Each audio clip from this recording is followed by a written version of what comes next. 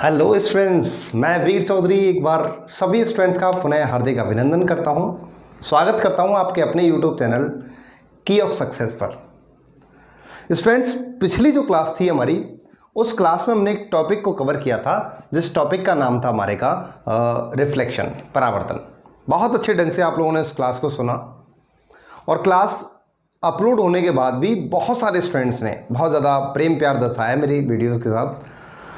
तो इसी तरीके से और भी आगे तक बनाए रखिए बेटा, क्योंकि हमें बहुत आगे चलना है। अभी मैं चाहता हूं कि मैं बहुत जल्द आप लोगों के सामने एकदम लाइव आऊं इसी चैनल के जरिए से। चलिए तो बेटा एक बार स्टार्ट करते हैं। आज का एक अपना नया टॉपिक लेते हैं और टॉपिक का नाम स्टूडेंट्स वहीं से है जहां हमने आपकी क्लासों में जो है पिछली बार बोला था।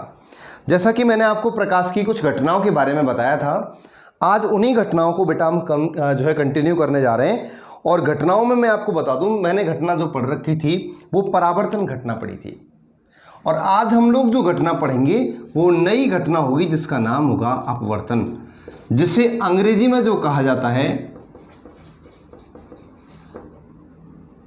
रिफ्रैक्शन कहा जाता है। जी हाँ students, today we will discuss on the new topic that is refraction. आज हम अपवर्तन के बारे में पढ़ने जा रहे हैं। अपवर्तन में पढ़ने से पहले मैं आपको कुछ बातें बता दूं। ये सारी की सारी फिनोमेना है जिनके बारे में मैंने बताया था आपको। स्टार्टिंग में 8 घटनाएं बताई थी, और वो सारी की सारी 8 की 8 घटनाएं वो कंप्लीटली प्रकाश पर आधारित हैं। जिनमें से दूसरे नंबर की जो घटना हमारे पास आती है उस घटना का नाम बेटा क्या बनता है? रिफ्रैक्शन बनता है, अपवर्तन बनता है।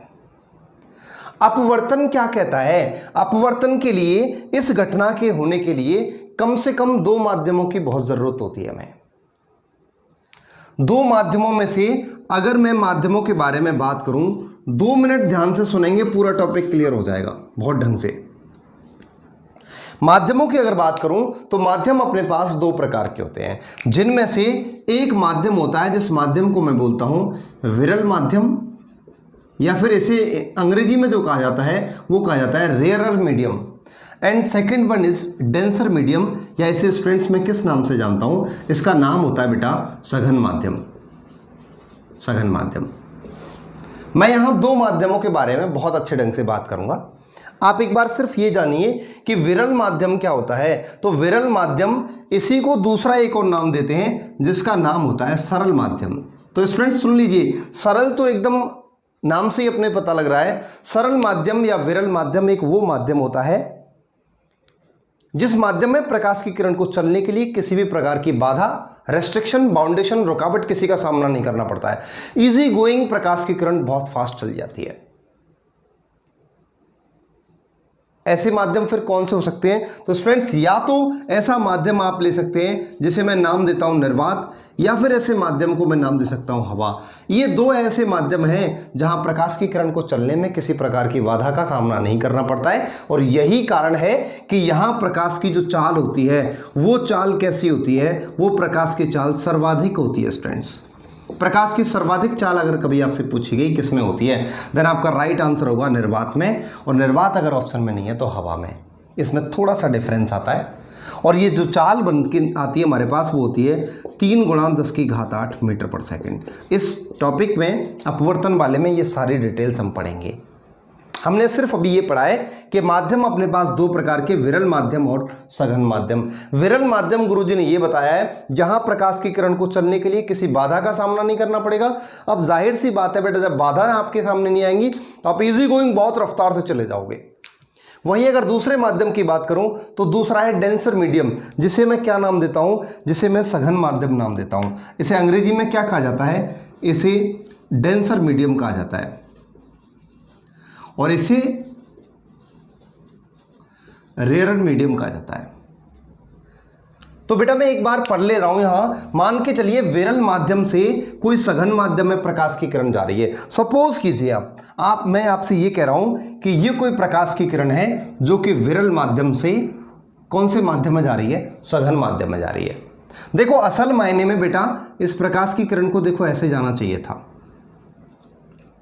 और ऐसे जाती भी है। नियम यही कहता है कि इसे ऐसे ही जाना चाहिए, लेकिन यहां बीचों बीच में देखो अगर मैं एक अभिलंब खींच देता हूं, नॉर्मल तो आप जानते हैं सीधी लाइन होती है, यहां जो प्रकाश की किरण है, जब भी ये प्रकाश की किरण विरल माध्यम से सघन माध्यम में जाती है तो मैं एक चीज देखता हूं, मैं ये देखता हूं कि इस प्रकाश की किरण को असल मायने में ऐसे जाना चाहिए था, लेकिन ये ऐसे नहीं जाती है और ये क्या कर जाती है, ये अविलंब की ओर झुक जाती है। बेटा किधर झुक गई? ये अविलंब की ओर झुक गई।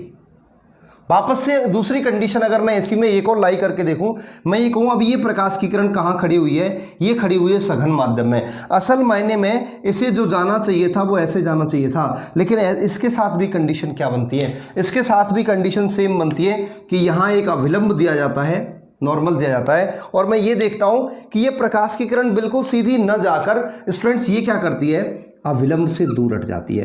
बेटा आपने क्या देखा?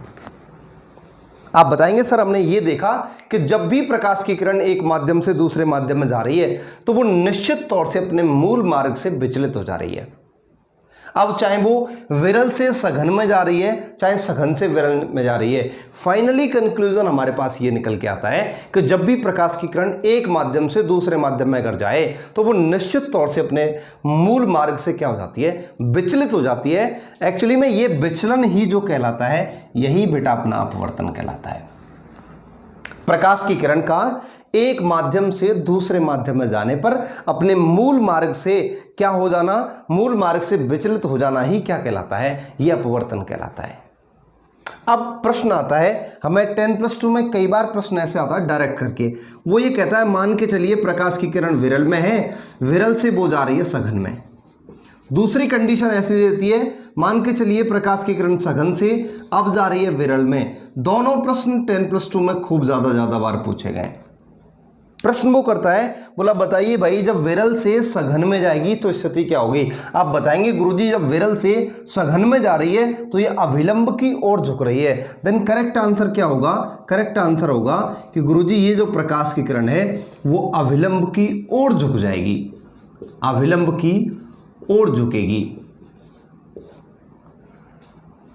ठीक है, ये टुवार्ड्स द नॉर्मल जाएगी, अविलंब की ओर झुक जाएगी। लेकिन वहीं अगर मैं देखूं ये सघन माध्यम है पूरा का पूरा, सघन से विरल में जा रही है, सघन से विरल में जा रही है, तो अब स्थिति क्या होगी? अब स्थिति ये होगी कि ये अविलंब से क्या हो जाएगी, ये अविलंब से दूर हट जाएगी।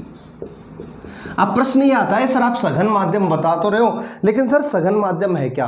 बेटा सघन माध्यम आप कुछ भी ले सकते हो। जैसे सघन माध्यम को मैं कह सकता हूं आपने कांच लिया, आपने पानी लिया, आपने शहद लिया, ये सारे के सारे कैसे माध्यम हैं? सघन माध्यम है। डिटेल अभी पढ़ूंगा, जस्ट अब थोड़ा सा भी इससे समझ से चलिए। अभी तक मैंने सिर्फ इतना बताया है कि ये प्रकाश की किरण जब एक माध्यम से दूसरे माध्यम में जा रही होती है तो बेटा वो अपने मूल मार्ग से क्या हो जा रही है? वो विचलित हो जा रही है। ये जो विचलन है एक्चुअली यही अपवर्तन कहलाता है। आपने ये भी पढ़ा कि जब प्रकाश की किरण विरल से सघन में जाती है, विरल से जैसे ही वो सघन में आई तो अविलंब की ओर झुक गई, लेकिन जैसे ही ये सघन से वापस विरल की ओर गई तो आपने ये देखा कि अविलंब से क्या हो गई, इस बार ही अविलंब से दूर हट गई। इस प्रकार का विचलन, इस प्रकार का डिस्टर्बेंस हमें क्या कहलाता है? यही हमारे लिए अपवर्तन कहलाता है। अब प्रश्न है हमारे सामने ये इस तरीके का कि विरल से सघन में जाए तो स्थिति क्या होगी, सघन से विरल में जाए तो स्थिति क्या होगी। स्टूडेंट्स के साथ एक कन्फ्यूजन बहुत बड़ा होता है। वो ये जानता है कि प्रकाश की किरण विचलित जरूर बताई थी सर ने, लेकिन अभी याद नहीं आ रहा कि वो किसकी तरफ विचलित होगी, किसकी तरफ विचलित नहीं होगी। तो मैं आपको बता दूं बेटा इसके लिए, जैसे भी प्रश्न आ गया, अभी बोर्ड की तरफ बिल्कुल ध्यान मत दीजिए, मेरे वर्ड्स पे ध्यान दीजिए। मैं कहता हूं प्रकाश की किरण सघन माध्यम से विरल माध्यम में जा रही है। अब आप सघन माध्यम से विरल माध्यम में जा रही है, आपको 4 ऑप्शन दे दिए। पहला ऑप्शन जैसे मैं कहूँगा, पहला ऑप्शन दे दिया कि ये जो प्रकाश की किरण है वो अविलंब की ओर झुकेगी। दूसरा ऑप्शन दे दिया कि वो अविलंब से दूर हटेगी। तीसरा ऑप्शन दिया कि भाई बिना विचलन के सीधी निकल जाएगी, या चौथा ऑप्शन दे दिया कि नन ऑफ दीज, इनमें से कोई नहीं। प्रश्न आपके सामने है, प्रश्न कह रहा है, बोला बताइए जब ये प्रकाश की किरण कौन से माध्यम से कौन से माध्यम में जा रही है। देन आपका क्वेश्चन है कि ये सघन से विरल में जा रही है। मेरा प्रश्न क्या है, एक बार ध्यान दीजिए। प्रश्न है मेरा कि जब ये प्रश्न कब कहा जा रहा है, जब कहा जा रहा है जब प्रकाश की किरण सघन से कहाँ जा रही है, सघन से वो विरल में जा रही है, सघन से विरल में जा रही है। तो बताइए स्थिति क्या बनेगी। अब स्टूडेंट्स ज़्यादातर जो बच्चे कंफ्यूज होते हैं वो यहीं कंफ्यूज होते हैं, वो ये कहते हैं बोला यार ऑप्शन इन दोनों में से अगर चौथे वाले को देखें, चौथा वाला कह रहा है इनमें से कोई नहीं, तो ये तो देखते ही गलत हो गया। तीसरा ऑप्शन कह रहा है बिना विचलन के सीधी मुड़ जाएगी, लेकिन नहीं यार, सर ने तो ये बताया था हमें कि उसका विचलन जरूर होता है, लेकिन किधर से किधर होता है ये कंफर्म याद नहीं है। अब स्टूडेंट्स ऐसी सिचुएशन में आपको क्या करना है, आपको अगर दिख रहा हो तो सघन माध्यम मैंने बंद बॉक्स जैसा बना दिया है। बंद बॉक्स जैसे को मैं कह दूं, बॉक्स कैसा है, जैसे मान के चलो आपका घर है ये। अब हिंदू परंपरा ये कहती है कि अतिथि देवो भव, आपके घर कोई आता है, आपका उससे लगाव हो जाता है, आप उसका सम्मान करते हैं, आप उसे पानी पिलाते हैं, आप उसे भूखा है तो खाना खिलाते हैं। आप क्या हैं, आप अविलंब हैं, उस व्यक्ति को अपनी ओर खींचते हैं। कब, जब वो सघन में आ रहा है, आपके घर आ रहा है, आपके घर से बाहर जाए। अब भाई हमारे जान वो कहीं जा, बाहर में जा, बाहर में जाने से मेरा मतलब है अब वो अगला आपसे यहाँ कह के गया है, बोला भाई मैं 4 दिन से भूखा हूँ, आपके घर में मान के चलो खाने की अवेलेबिलिटी नहीं है, आपने क्या कहा 20 रुपये निकाले अपनी जेब से थमा दिए, 50 रुपये निकाले जेब में थमा दिए। अब वो 50 रुपये का हमारे जान जाके दारू पी या कुछ भी कर, हमें इस बात से कोई फर्क नहीं पड़ता, क्योंकि वो हमारे माध्यम से हमारे घर से सघन से जो है दूर जा चुका है। जब सघन से दूर जाता है तो अविलंब से भी दूर हट जाता है। जब भी सघन का जिक्र करें अपने घर मान के चलना। आप बिल्कुल आंख बंद करके जवाब दे दोगे। प्रश्न कह रहा है सघन से विरल में जा रहा है, सघन से मतलब घर से जा रहा है बाहर। अब क्या होगा, घर से बाहर जा रहा है तो अविलंब से भी क्या हो जाएगा, वो दूर हट जाएगा। उधर राइट आंसर क्या हो जाएगा, अविलंब से दूर हटना, ऑप्शन नंबर दूसरा। कभी कंफ्यूज नहीं होंगे स्टूडेंट्स, 100% बोल रहा हूं, कभी कंफ्यूज होंगे ही नहीं आप इस पॉइंट में। आपने ये देखा कि जब प्रकाश की किरण एक माध्यम से दूसरे माध्यम में जा रही थी तो वो निश्चित तौर से अपने मूल मार्ग से क्या हो जा रही थी, विचलित हो जा रही थी। और ये विचलन की घटना ही स्टूडेंट्स क्या कहलाती है, अपवर्तन कहलाती है। एक और बात, थोड़ा सा और चलते हैं आगे। यहां पर जो मैं बात करूंगा आपसे, देखो बेटा, हाँ, ये वाली जो प्रकाश की किरण है जिस कोण पर आपतित होती है आई, उसी कोण पर रिफ्लेक्टेड भी होती है, परावर्तित होती है। अब आप कहोगे गुरुजी ऐसे कैसे, यहां तो देखना इतना छोटा सा बनना है, यहां बड़ा सा बनना। नहीं बेटा, जितना प्रकाश की किरण अविलंब से सघन माध्यम में पास आती है उतना ही विरल से सघन में जाने पर दूर हट जाती है। इसका मतलब टोटली प्रभाव जो है वो नो चेंज रहता है। इसका तो मतलब गुरुजी आप ये कहना चाह रहे हैं कि यहां पर भी कोण आई का जो वैल्यू है वो कोण आर की वैल्यू के बराबर होगा। हाँ बेटा, मैं बस यही कहना चाह रहा हूं आपसे। यहां पर जो है वो थोड़ा सा चेंज करता है और वो ये कहता है कि कोण आई की जो ज्या की वैल्यू होती है, ज्या का मतलब होता है साइन, मतलब साइन आई और साइन आर, इन दोनों का जो अनुपात होता है वो n के बराबर होता है। n बराबर साइन आई बटे साइन आर। अब प्रश्न ये बनता है कि सर ये n क्या है, ये सब क्या नया जुगाड़ झोल झमेला आपने निकाल दिया। तो बेटा इसकी तरफ और एक बार ध्यान दीजिए, थोड़ा सा और ध्यान दीजिए।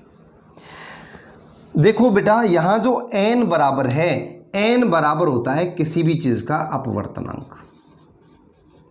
ध्यान देना बेटा, बहुत ज्यादा ध्यान देना। n बराबर क्या है, अपवर्तनांक है, रिफ्रैक्टिव इंडेक्स है।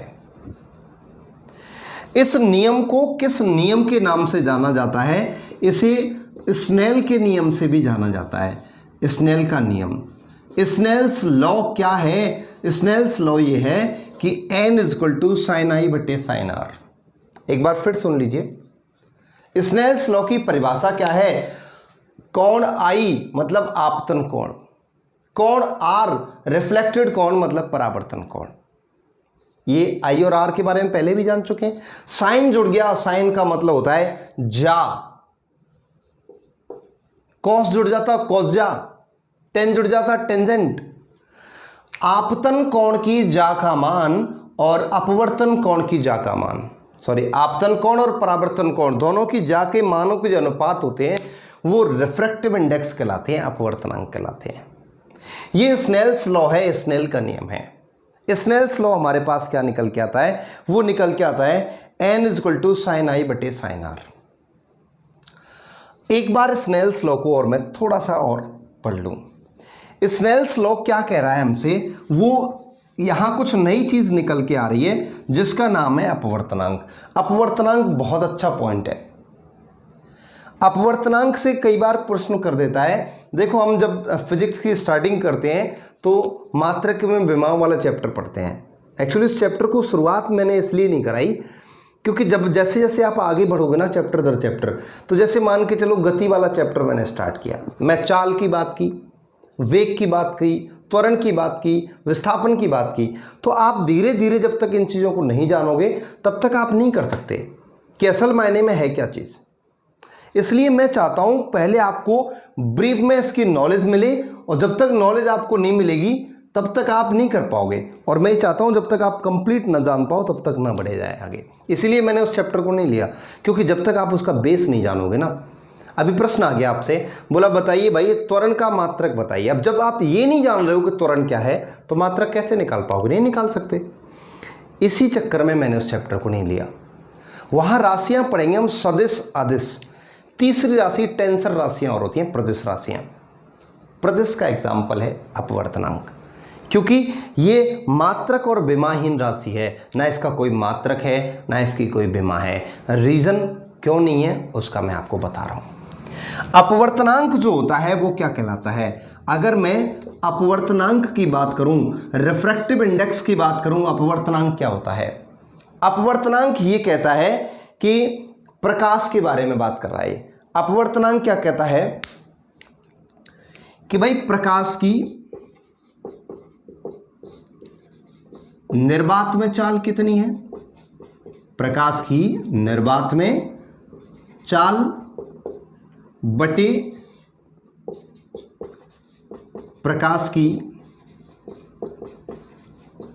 किसी माध्यम में चाल, किसी माध्यम में चाल। ध्यान देना बेटा यहां पे अपवर्तनांक क्या होता है, रिफ्रैक्टिव इंडेक्स क्या होता है, वो ये होता है कि भाई प्रकाश की निर्वात में चाल कितनी है और प्रकाश की किसी माध्यम में चाल कितनी है, दोनों का जो अनुपात होता है वो अपवर्तनांक कहलाता है। पहली बात तो ये देख लो, इसमें भी चाल है, इसमें भी चाल है, चाल से चाल कट जाएगी, इसलिए ना तो विमा है ना मात्रक है। कैसी राशि है ये, विमा व मात्रकहीन राशि है। विमा व मात्रकहीन राशि। किसके बारे में बात कर रहा हूं मैं, अपवर्तनांक के बारे में बात कर रहा हूं। अपवर्तनांक होता क्या है, अपवर्तनांक होता है कि भाई प्रकाश की निर्वात में कितनी चाल है बटे प्रकाश की किसी माध्यम में कितनी चाल है, इन दोनों का रेशो, इन दोनों का अनुपात जो कहलाता है अपने पास अपवर्तनांक कहलाता है। आपको मैंने अभी बताया था दोस्त, वो मैं एक बार फिर बता दूं। मैंने आपको ये बताया था कि भाई इसे थोड़ा सा मिटाऊंगा। मैंने अभी आपको बताया था कि प्रकाश की जो चाल होती है वो निर्वात में कितनी होती है, तो निर्वात में जो चाल बताई थी मैंने वो बताई थी 3 × 10⁸ मीटर पर सेकंड। ये सारी की सारी चालें किस वैज्ञानिक के द्वारा दी गई हैं, तो ये वैज्ञानिक हमारे पास रोमर हैं, इनका नाम। ये प्रश्न 3-4 तरीके से पूछा जा चुका है, और मैं आपको बता दूं पूरी फिजिक्स के दृष्टिकोण से अब तक के कंपटीशन एग्जाम में सबसे ज़्यादा पूछे जाने वाले क्वेश्चंस में दूसरा क्वेश्चन है ये। अच्छा, सबसे ज़्यादा, सबसे पहला क्वेश्चन जो सबसे ज़्यादा बार पूछा गया है वो आपसे आवृत्ति, फ्रीक्वेंसी का मात्रक पूछा गया है। एंड सेकंड वन, निर्वात में प्रकाश की चाल कितनी होती है। इसी प्रश्न को वो कैसे कैसे पूछ सकता है, वो भाषा एक बार आप जान लीजिए। वो ये कहता है कि बोलो भाई निर्वात में प्रकाश की चाल कितनी है, वो ये कहता है कि हवा में प्रकाश की चाल कितनी है, वो ये कहे कि प्रकाश की सर्वाधिक चाल कितनी है, देन आपके सभी के सभी जवाब यही रहेंगे। आपसे कह दे कि अधिकतम संभव चाल कितनी हो सकती है, अधिकतम संभव चाल, कोई भी कण मैक्सिमम से मैक्सिमम कितनी स्पीड से चल सकता है, इसका यही जवाब। प्रकाश की सर्वाधिक चाल कितनी है, तब भी यही जवाब। प्रकाश की हवा में चाल कितनी है, तब भी यही जवाब, और प्रकाश की निर्वात में चाल कितनी है, तब भी यही जवाब। सारे के सारे क्वेश्चंस का एक ही जवाब। ठीक है ना बेटा। लेकिन एसएससी 10+2 ने इधर चेंज कर दिया। बच्चा सिर्फ इतना जानता था 3 × 10⁸ मीटर पर सेकंड चाल होती है, लेकिन उसने इसको क्या किया, उसने इसे लिख दिया 3 लाख किलोमीटर पर सेकंड। अब बात ये आती है कि क्या ये 3 लाख बैठता है? आप बैठा के देखो, 3 × 10⁸ है, इसका मतलब 3 के पीछे 2, 2 4, 2 6 और 2 8 0 निकालो। इकाई, दहाई, सैकड़ा, हज़ार, 10,000 और लाख। लाख यहाँ तक कवर हो गया। ठीक है। मीटर है, मीटर काय में है, किलोमीटर में। 1 किलोमीटर में 1000 मीटर होते हैं। जैसे 1000 से भाग दिया, देन डायरेक्ट कितना आ गया, 3 लाख किलोमीटर आ गया। तो इस बात में तो कोई दोहराई वाली बात ही नहीं है। सेकंड है तो वो भी सेकंड है, कोई चेंज ही नहीं किया है। इसलिए बिल्कुल भी कंफ्यूज ना हो, वो दूरियां कैसी भी बदल के दे दे हमें कंटेंट क्लियर अगर है तो क्वेश्चंस की भाषा वो कैसी भी कर दे, निश्चित तौर से हमें कोई प्रॉब्लम नहीं आएगी। मैं आपको बता दूं, मेरी इस क्लास में आप रटना भूल जाओगे। क्या होता है रटना? मैं बिल्कुल भी नहीं रटाता बेटा, किसी भी चीज़ को नहीं रटाता। ये चालें भी अगर आप चाहो तो मैं निकाल के बता सकता हूं आपको। जैसे कि मैं कुछ महत्वपूर्ण चालों के बारे में थोड़ी सी आपसे बात कर लूं। जैसे देखो, एग्जाम में कौन कौन सी चालें हमें लगातार रूप से पूछी जाती हैं, उनके बारे में थोड़ा सा डिस्कशन अगर मैं करूं तो प्रकाश की जो चाल है, एक तो हमसे पूछी गई है कि भाई प्रकाश की निर्वात में चाल कितनी होती है। दूसरी वो हमसे पूछ ले भाई प्रकाश की जल में चाल कितनी होती है, प्रकाश की कांच में चाल कितनी होती है। तो देखो बेटा, जो जल में चाल होती है प्रकाश की, निर्वात में 3 × 10⁸ मीटर पर सेकंड होती है। वहीं अगर पानी में पूछी जाए तो ये चाल 2.25 × 10⁸ मीटर प्रति सेकंड होती है। कांच में यही चाल 2 × 10⁸ मीटर प्रति सेकंड होती है। एक चाल बहुत ज़्यादा पूछी गई है इस बार, और वो है नायलॉन या फिर पत्थर में। ये चाल पिछले वाले ग्रुप डी के एग्जाम में खूब ज़्यादा पूछी गई है, और ये चाल कितनी है, 1.96 × 10⁸ मीटर प्रति सेकंड। मैं इसे हाईलाइट इसलिए कर रहा हूँ क्योंकि ये क्वेश्चन कई बार एग्जाम में जो है अभी तक पूछा जा चुका है ग्रुप डी के एग्जाम में। तो इसलिए बिल्कुल भी कंफ्यूज होने की ज़रूरत नहीं है स्टूडेंट्स। आप आराम से बता सकते हैं कि जल में चाल कितनी है, कांच में चाल कितनी है, निर्वात में चाल कितनी है, नायलॉन या पत्थर में चाल कितनी है। अगर यहाँ से कुछ आपको समझ आ रहा हो तो वो कुछ इस तरीके से निकल के आ रहा है कि भाई देखो, हवा है सबसे ज़्यादा चाल है, पानी में चाल कम हो गई, कांच में चाल और कम हो गई, नायलॉन या पत्थर में और कम हो गई। आप क्या देख रहे हैं? आप ये देख रहे हैं कि माध्यम जैसे जैसे सख्त होता जा रहा है, सघन होता जा रहा है, वैसे वैसे चाल कम होती जा रही हैं। और यही परिभाषा दी थी बेटा मैंने सघन माध्यम की। मैंने आपसे ये कहा था, ऐसा माध्यम जहां प्रकाश की किरण को चलने के लिए बाधाओं का, रेस्ट्रिक्शंस का, रुकावटों का सामना करना पड़ता है, वो निश्चित तौर से आपका कौन सा माध्यम कहलाता है? सघन माध्यम कहलाता है। याद आ गया? तो वहां देखो, आप ये देखें, माध्यम जैसे जैसे टफ होता जा रहा है वैसे वैसे चालें कम होती चली जा रही हैं। इस आधार पे अगर मैं देखूं तो सबसे ज़्यादा टफ तो जो होता है वो हीरा होता है। इसका मतलब इसमें चाल सबसे कम होनी चाहिए। हाँ बेटा, इसमें चाल सबसे कम होती है, और वो चाल होती है 1.24 × 10⁸ मीटर प्रति सेकंड। मतलब अगर आप माध्यम को टफ करते हुए जाएंगे तो निश्चित तौर से चालें जो है वो कैसी होती चली जाएंगी? वो चालें भी कम होती चली जाएंगी। हीरा प्रकृति का सबसे कठोर पदार्थ है, इसीलिए यहाँ ये सबसे ज़्यादा सघन भी है, सघन ज़्यादा है, तो इसका मतलब ये है कि यहाँ चाल भी सबसे कम होगी। इज दैट क्लियर और नॉट? आपसे प्रश्न आ गया, जैसे मान के चलिए यहाँ ये मैंने अपवर्तनांक निकलवाया है, आपसे मान के चलिए प्रश्न आ गया, बोला भाई कांच का अपवर्तनांक निकालिए। किसका? कांच का अपवर्तनांक आपको कैलकुलेट करना है। प्रश्न आ गया सीधा, डायरेक्ट एग्जाम में कई बार आया भी है, बोला बताइए भाई कांच के लिए अपवर्तनांक आपको बताना है, कांच का अपवर्तनांक क्या है? तो कांच के अपवर्तनांक से क्वेश्चन आप कैसे करोगे?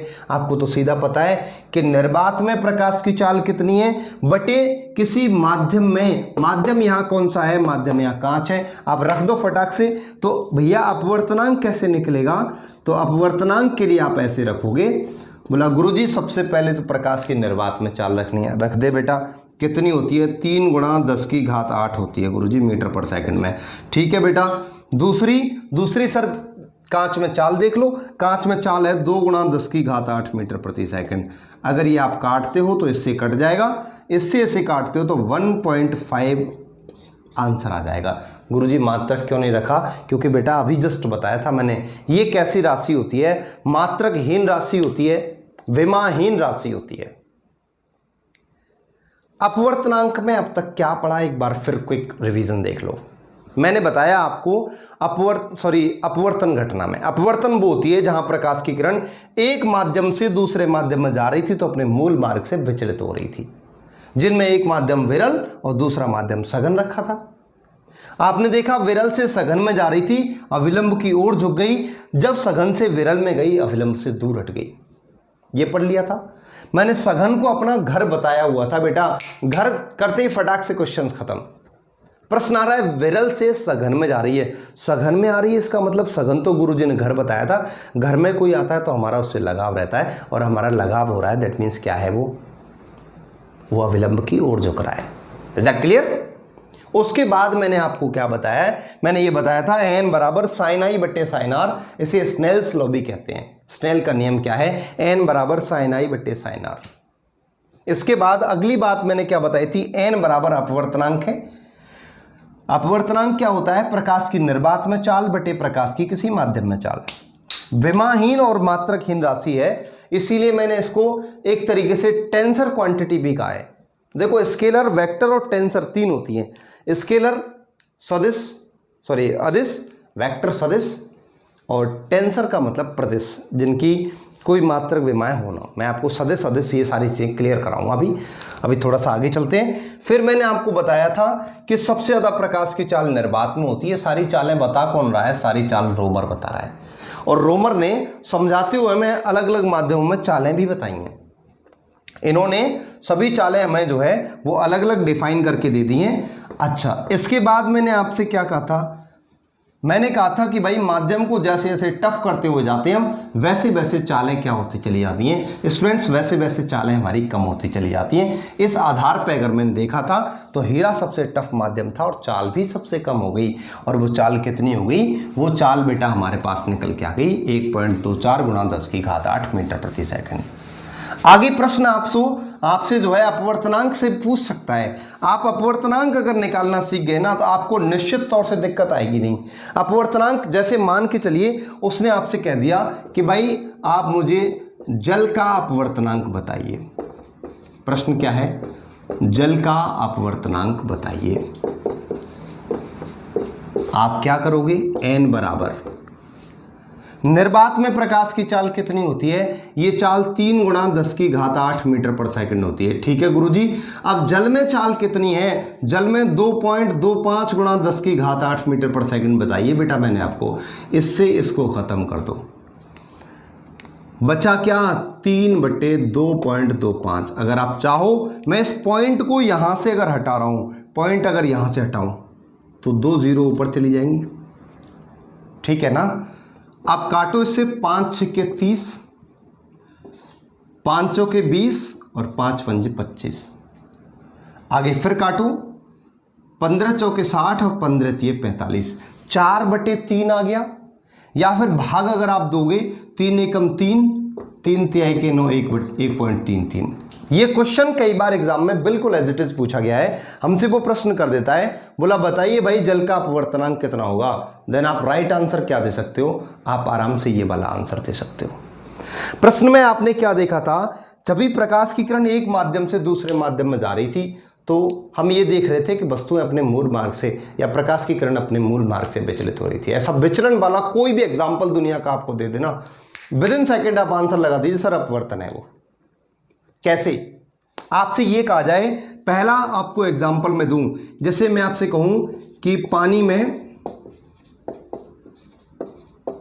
पेंसिल का मुड़ा हुआ दिखना, पेंसिल का मुड़ा हुआ दिखना, ये किस घटना के कारण होता है? तो आप ये देखते हैं, ये पानी से भरा हुआ कोई बीकर है, इसमें यहां पेंसिल पड़ी हुई है। ये पेंसिल आपको सीधी नहीं दिखाई देगी, पेंसिल हल्की सी ऐसे दिखाई देगी यहां पे। ये तो आपको मैं बता रहा हूँ, ये तो डॉट डॉट डॉट कर दिया।